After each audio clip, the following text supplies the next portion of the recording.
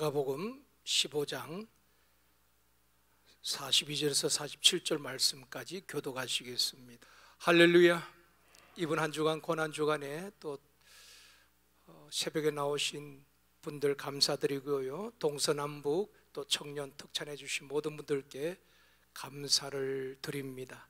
옆에 분과 한번 인사하시겠습니다. 당신의 기도는 반드시 응답됩니다.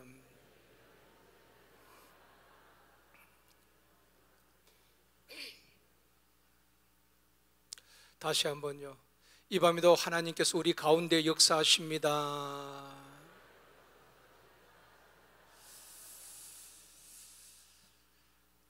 늘 찬양으로 함께하는 우리 한밤 찬양팀, 오늘 밤 참 찬양도 은혜가 됩니다.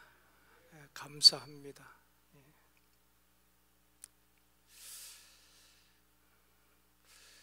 저희 어릴 때 기억으로 고난주간에는 목사님, 또 장로님, 권사님, 또 모든 성도들이 한 주간을 금식했던 것 같아요. 온 한 주간 온전하게 금식을 못했어도 아침 한 끼 정도라도 금식했던 그 기억이 있습니다. 그리고 고난 주간에 주님의 고난을 묵상하면서 모든 미디어를 절제하면서 한 주간을 보냈던 그런 기억들이 있습니다.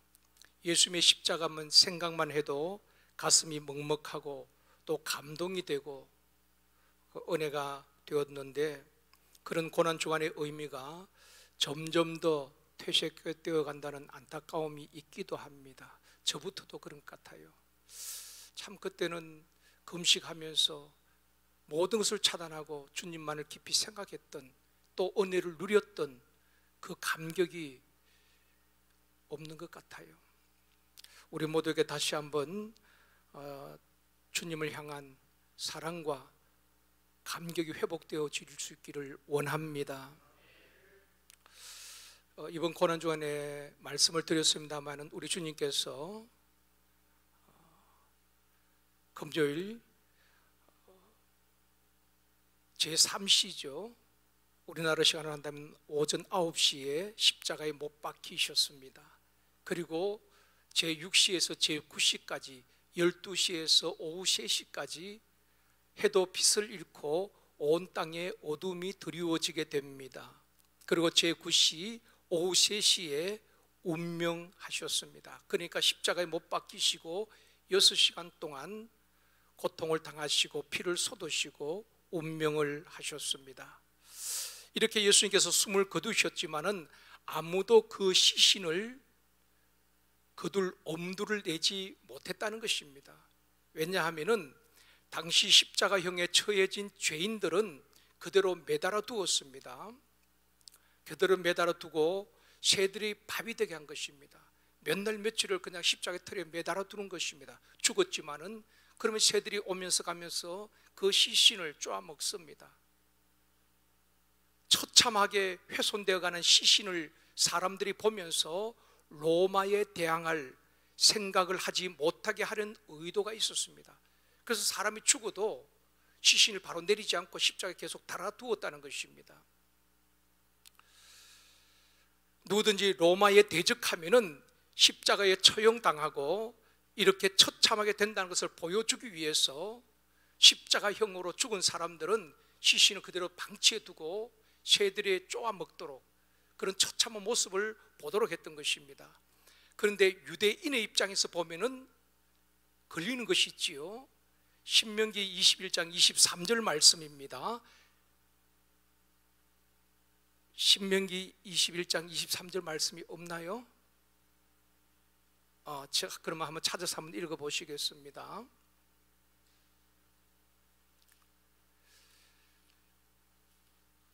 신명기 21장 23절 말씀 찾으셨으면 한번 같이 읽어보시겠습니다. 시작. 그 시체를 나무 위에 밤새도록 두지 말고 그날에 장사하여 내 하나님 여호와께서 내게 기업으로 주신 땅을 더럽히지 말라. 나무에 달린 자는 하나님께 저주를 받았음이니라. 자, 그 시체를 나무 위에 밤새도록 두라 그랬습니까? 두지 말라 그랬습니까? 유대인의 이 법에 의하면은 사람의 시체를 나무 위에 밤새도록 두지 말고 그날에 장사하라고 했거든요. 율법에 따르면은 나무에 달린 시체를 밤새도록 방치하는 것을 금했다는 것입니다. 그런데 예수님은 로마 법에 의해서 처벌을 받았죠. 그렇기 때문에 율법을 근거로 밤이 지나기 전에 장사를 지내겠다고 시신을 달라고 선뜻 나선 사람이 없었다는 것입니다. 심지어 율법을 철저히 지킨다고 자부했던 대제사장들, 바리새인들, 서기관들, 종교 지도자들조차도 로마 당국이 두려워서 율법에 따라 예수님의 시신을 거두겠다는 사람이 없었습니다. 율법에 의하면은 나무에 달린 시신을 밤새도록 두지 말고 그날에 장사를 지내야 되는 것입니다. 그런데 모든 당시 사람들은 로마의 눈치를 보고 있는 것입니다. 종교 지도자들도 말입니다. 그때 낯선 사람이 아리마대 사람 요셉입니다. 오늘 본문이 나오는 아리마대 사람 요셉인데, 첫 번째로 아리마대 사람 요셉은 어떤 사람인가? 아리마대 사람 요셉의 이름은 사복음서에 다 나옵니다. 여러분, 중요한 사건도 사복음서에 다 기록되지 않고 뭐 마태복음 기록되기도 하고 누가복음, 요한복음 이게 기록되기도 한데, 이 아리마대 사람 요셉은 마태, 마가, 누가, 요한 사복음서의 저자들이 다 기록을 하고 있습니다. 각각 다른 시각에서 이 요셉에 대해서 기록을 하고 있습니다. 마태복음 27장 57절 말씀입니다. 같이 읽겠습니다. 저물었을 때에 아리마대의 부자 요셉이라 하는 사람이 왔으니 그도 예수의 제라. 마태는 아리마대 사람을, 이 요셉을 부자라고 말했습니다. 아리마대의 부자, 그리고 또 예수의 제자라, 그렇게 마태는 기록을 하고 있습니다. 그리고 마가는 오늘 본문 43절에서 어떻게 기록하고 있습니까? 같이 읽겠습니다. 아리마대 사람 요셉이 와서 당돌이 빌라도에게 들어가 예수의 시체라 달라 하니 이 사람은 존경받는 공회원이요 하나님의 나라를 기다리는 자라. 마가는 아리마대 사람 요셉을 존경받는 공회원, 또 하나님의 나라를 기다리는 자라, 그렇게 기록을 하고 있습니다. 누가는 어떻게 기록했을까요? 누가복음 23장 50절입니다. 같이 읽겠습니다. 공의 어원으로 선하고 어로운 요셉이라 하는 사람이 있으니. 누가는 이 아리마대 사람 요셉은 공의 어원이었고 선하고 어로운 자였다, 그렇게 기록을 하고 있습니다. 그리고 요한은 요한복음 19장 38절에서 이렇게 기록합니다. 아리마대 사람 요셉은 예수의 제자라, 그렇게 기록을 하고 있습니다. 여러분, 사람들을 우리가 평가할 때에 호불호 갈리기도 하잖아요. 어떤 사람을 두고 그 사람 괜찮아, 그 사람 나빠, 좋게 평가하는 사람도 있고 나쁘게 평가하는 사람도 있습니다. 목사도 마찬가지겠죠. 여러분 다 저를 좋게 이야기하겠습니까? 목사님 그냥 괜찮아, 그렇게 평가하는 사람도 있을 것이고, 또 뭐 안 좋게 말하는 사람도 있을 수 있겠죠. 보는 시각에 따라서 말입니다. 그런데 이 아리마대 사람 요셉에 대해서 사복음서의 저자가 조금 다르긴 하지만은 다 같이 하나같이 호평을 하고 있다는 것입니다. 그는 공의 어원이었고 선하고 어려운 자였고 예수님의 제자였고 하나님 나라를 기다린 자였고 존경받는 공예원이었다. 이렇게 네 명의 저자들이 동일하게 그렇게 호평을 하고 있는 사람이 아리마대 사람 요셉입니다. 어떻게 보면 무명의 사람이지요. 여러분, 우리에게 한번 적용해 본다면은 교회에서 또 직장에서 이웃들에게 정말 칭송받고 저분은 예수 믿는 사람이야, 호평을 받을 수 있는 저와 여러분이 되어지기를 원합니다. 이 아리마대 사람 요셉은 그 저자들이 동일하게 이렇게 호평을 하고 있습니다. 당시 산헤드린은 유대인들의 최고 의결 기관이었죠. 대제사장은 당령직 의장이 되었고, 또 산헤드린 공회원들 가운데는 사두개인 사람들도 있었고, 율법 학자들도 있었고, 바리새파 사람들도 같이 이렇게 구성이 되어 있었습니다. 그런데 이 아리마대 사람 요셉은 그 가운데서도 존경받는 공회원이었고 아주 유력한 사람이었던 것 같습니다. 더군다나 이 아리마대 사람 요셉은 아리마대의 부자라 그랬잖아요.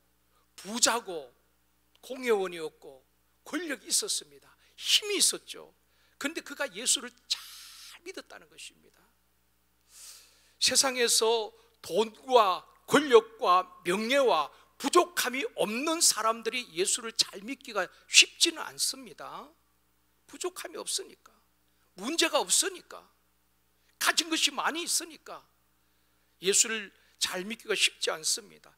지금은 참 훌륭한 분들도, 권력 있는 분들도, 돈이 많은 재벌들도 예수를 믿는 분들이 많이 계시지만은 그러나 참 쉽지는 않습니다. 그래서 우리 주님께서도 부자가 천국에 들어가시 참 힘들다고 말씀하셨지 않습니까? 그런데 이 아리마대 사람 요셉은 참 예수를 잘 믿었고 주변에 있는 모든 사람들로부터 호평을 받고 칭송을 받는 사람이었다 하는 것입니다.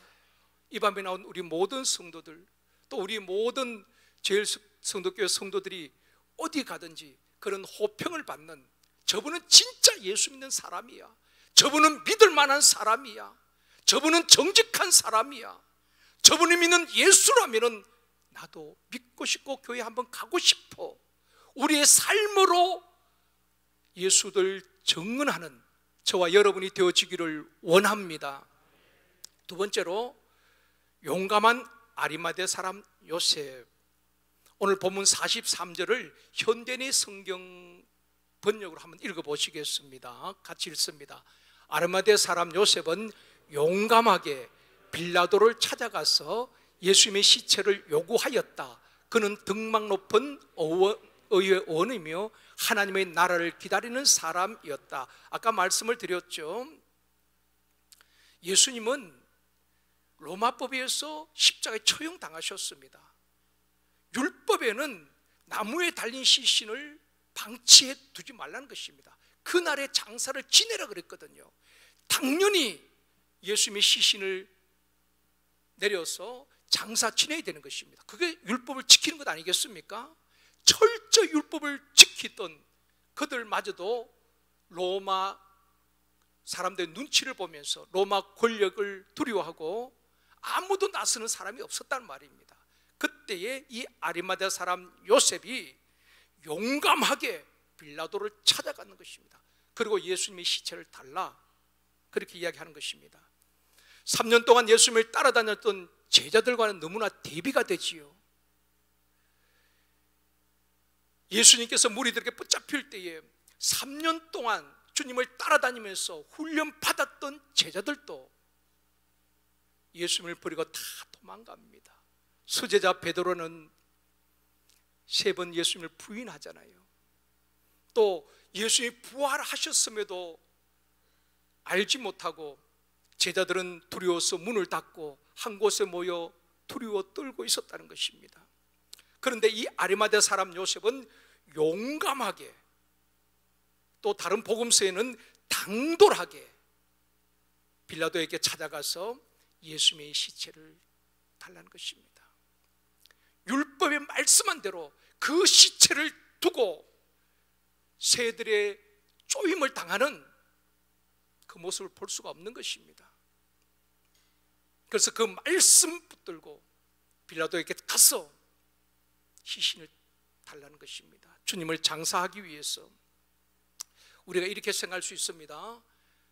만약에 그것도 최고 실세잖아요. 권력자 빌라도 앞에 가서 그렇게 시신을 요구하다가 잘못될 수 있잖아요. 이 아리마다 사람 요셉이 예수를 따르는 예수의 제자임을 밝혀진다면 공회원직을 박탈당할 수도 있습니다. 사회적으로 불이익을 당할 수도 있습니다. 그보다 더 큰 처벌을 받을 수도 있다는 것입니다. 그럼에도 불구하고 요셉은 용감하게 빌라도를 찾아가서 시신을 달라고 합니다. 여러분 또 공관복음 보면은 모든 공회원들이 예수님을 십자가에 죽이기로 가결할 때에 이 아리마다 사람 요셉은 공회원이잖아요. 찬성하지 않았다고 말하고 있습니다.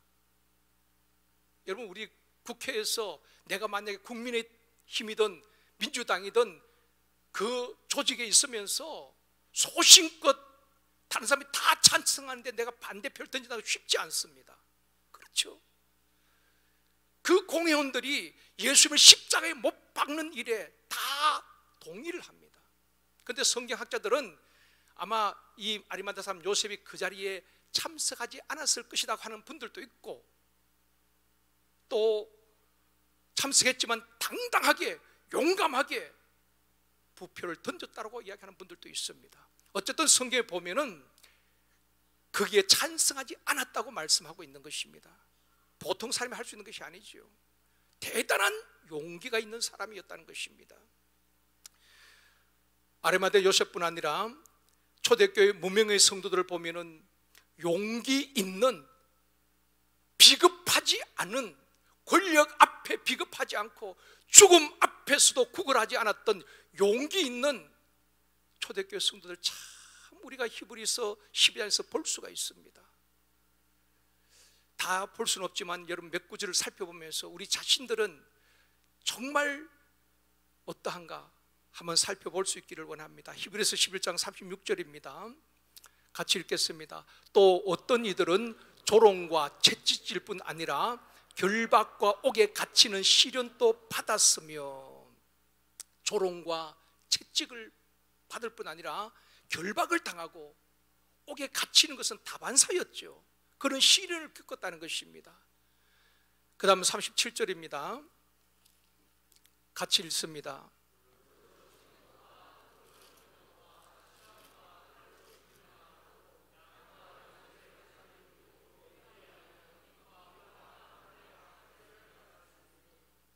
예, 톱으로 켜는 것과 돌에 맞는 것, 돌로 치는 것과 톱으로 켜는 것과 칼에 죽임을 당하고 양과 염소의 가죽을 입고 유리하고 궁핍하고 환난과 학대를 받았다. 제가 한 절 더 읽어드릴게요. 히브리서 12장 35절에 보면 여자들은 자기의 죽은 자들을 부활로 받아들이기도 하며 또 어떤 이들은 더 좋은 부활을 얻고자 하여 심한 고문을 받되 구차히 풀려나기를 원하지 않았다. 고문을 받고 죽음 앞에서도 생명을 구걸하지 않았다는 것입니다. 구차히 풀려나는 길을 원하지 않았다. 그렇게 성경에 기록을 하고 있습니다. 이런 사람에 대해서 성경 뭐라고 말합니까? 38절입니다. 같이 읽겠습니다. 이런 사람은 세상이 감당하지 못하느니라. 그들이 광야와 산과 동굴과 토굴에 유리하였느니라. 이런 사람, 생명 걸고 예수 믿는 사람을 로마의 권력도 세상 권력도 그들을 감당할 수가 없었다는 것입니다. 오늘날처럼 교회를 핍박하고 업신여기고 비웃고 조롱하는 것이 아니라 세상 사람이 감당할 수 없는 초대교회 성도들의 용감한 믿음을 보게 되는 것입니다. 환난과 궁핍과 박해를 받으면서도 믿음을 지킨 그들을 세상이 감당하지 못했다고 말씀하고 있습니다. 로마 시대에 북아프리카 어느 지방에 퍼페투아라는 젊은 여인이 있었습니다. 그는 결혼하고 자녀도 있었습니다. 예수 믿는다는 이유로 감옥에 갇히게 되었습니다. 당시에 예수 믿는다는 것은 죽음을 각오해야 했지요. 최근에 2023년 북한 인권 보고서가 발표가 되었습니다. 그동안 한 6년 동안 인권에 대해서, 북한의 실체에 대해서 잘 이야기하지 않았습니다. 최근에 이 정권이 바뀌면서 6년 만에 북한 인권 보고서를 발표를 했습니다. 여러분 아마 기사를 다 보셨을 것입니다. 지금 보면 기사를 한번 띄워주시죠. 기독교, 예수 믿는 사람은 반동분자로 취급을 하는 것입니다. 그리고 실제적으로 성경을 읽고 선교한다고 총살을 당한 것입니다. 실제적으로 뭐 교회에서 예배를 드리다가 붙잡혀서 5명이 총살을 당하기도 하고, 이게 현실입니다. 그런 가운데서도 계속 띄워놓으십시오. 그런 가운데서도 지금 이 사진은 북한 지하교회 성도들이 모여서 예배하고 기도하는 장면입니다. 이분들은 발각되면 죽어요. 생명 걸고 신앙을 지킨다는 것입니다. 우리는 어떻습니까? 너무 편하지 않습니까? 예수 믿는데 생명 겁니까? 주일 성수하는 것도 때로는 다른 일이 있으면 주저하지 않고 주일 성수를 하지 않습니다.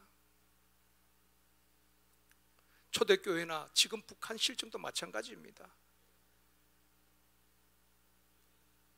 심지어 뭐 남한 드라마를 본다든지 그런다고 해서 또 처형당하기도 하고, 그게 오늘 북한의 실정입니다, 여러분. 그런데 이 퍼페투아라는 이 여인이 감옥에 갇혔습니다. 그런데 그는 감옥에서 이렇게 결단을 하는 것입니다. 예수를 부인하기보다도 차라리 죽음을 선택하기로 결단을 합니다. 그런데 그의 아버지는 감옥에 면회 가서 이렇게 딸에게 애원하는 것입니다. 로마 법정이 요구하는 대로 예수님을 부인하고 예수님을 배반하는 것입니다. 여러분, 아비들은 다 그렇지 않겠습니까? 딸을 살리기 위해서 예수를 부인하고 안 믿겠다고 하면 되는 것입니다. 아버지가 딸에게 예언을 합니다. 딸을 살리기 위해서 예수를 부인하고 좀 배반하라고. 또 그녀를 재판했던 로마의 법관까지 여인을 설득합니다. 아까운 목숨 버리지 말고 예수를 부인할 것을 권유합니다. 그런데 이 여인은 거절을 합니다. 여러분, 가정이 있고 자녀가 있는데 우리 사도행전을 보고 있지 않습니까? 그 공연도 얼마나 협박을 합니까? 옥에 가두기도 하고 풀어주면서 다시 예수 이름으로 가르치고 전하면은 다음에 너희들 생명까지 빼앗을 수 있다. 그런 가운데도 뭐라고 말합니까? 우리가 만난 예수, 우리가 보고 들은 예수를 증거하지 않고는 견딜 수가 없다는 것입니다. 주님을 만나면은 생명 걸고 예수를 믿는 것입니다. 어정쩡하게 믿는 것 아닙니다. 나의 욕망을 이루기 위해서, 내 야망을 성취하기 위해서 예수 믿는 것 아닙니다.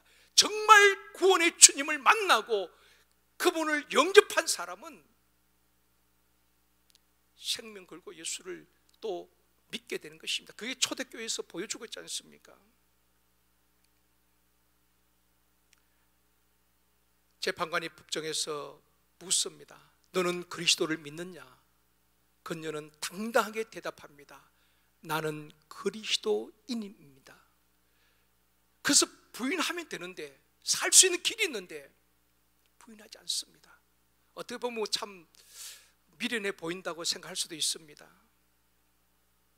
결국 파페투아는 로마 병정의 손에 끌려서 원령극장으로 끌려가게 됩니다. 결국 굶주린 짐승에게 온몸이 찢기고 순교를 당하게 되지요.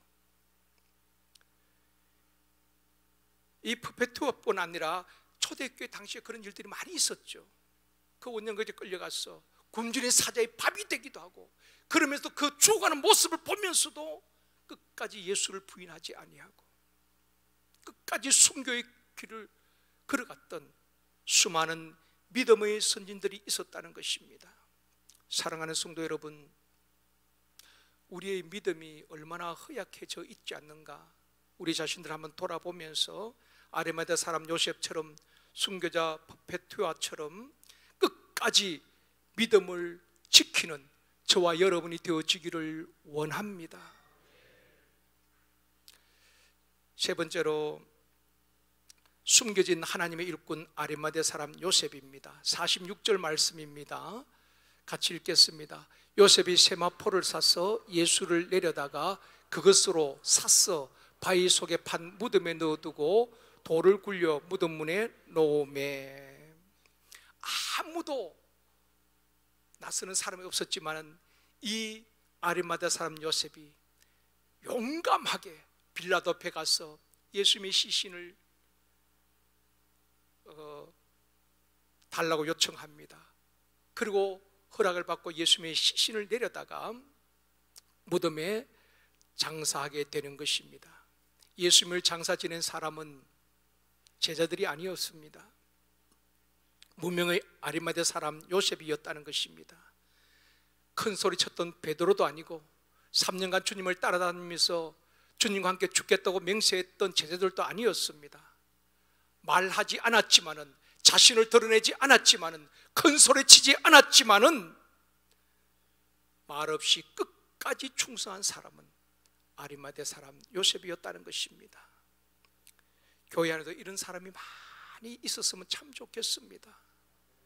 아리마대 사람 요셉처럼 말없이 끝까지 걸으면서도 비겁하지 아니하고 용감하게 믿음을 지키며 충성하는 숨겨진 일꾼, 마치 엘리야 시대에 발 앞에 무릎 꿇지 않았던 7,000명을 남겨두었던 것처럼 이 시대에 정말 아리마대 사람 요셉처럼 하나님께서 숨겨놓은 일꾼들, 참된 제자들이 우리 교회에서 많이 일어나고 또 많이 세워지기를 주님의 이름으로 축원합니다.